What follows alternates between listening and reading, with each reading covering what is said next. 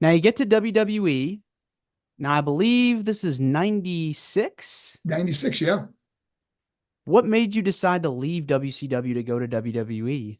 I always looked at WWE as sort of called the WrestleMania was the dance. I mean, you if you got to WrestleMania, you made it in professional wrestling. It was so big. And I always felt I was going to finish my career at WWE. And when I got the opportunity, and I was the first one to get a guaranteed contract, because that's the only way I would go. Vince asked me, "What's it going to take to get you to come here?" I said, "Vince, I got to have a guaranteed contract."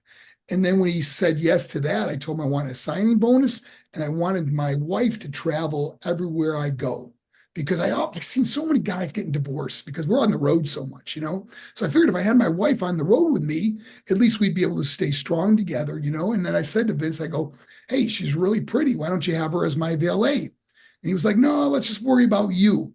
But when he flew me up to Stanford to sign my contract, she came with me. And then as soon as he saw her, he goes, "Man, I got to put her on television." And that's how Sable was born.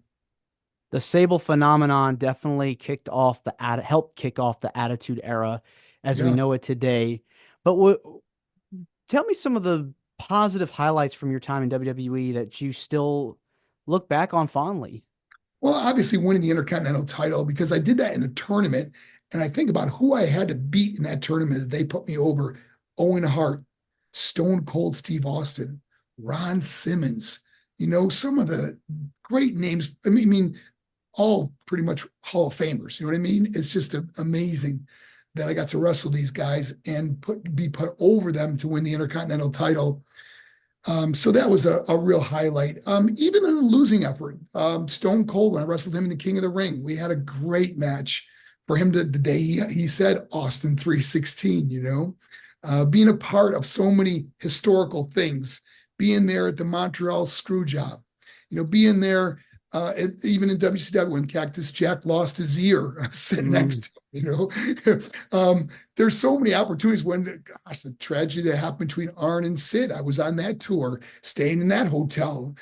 So there were so many things that I've been a part of that were historical in professional wrestling, and being there when the Attitude Era happened. I mean, it's going to be one things that I've always talked about in wrestling.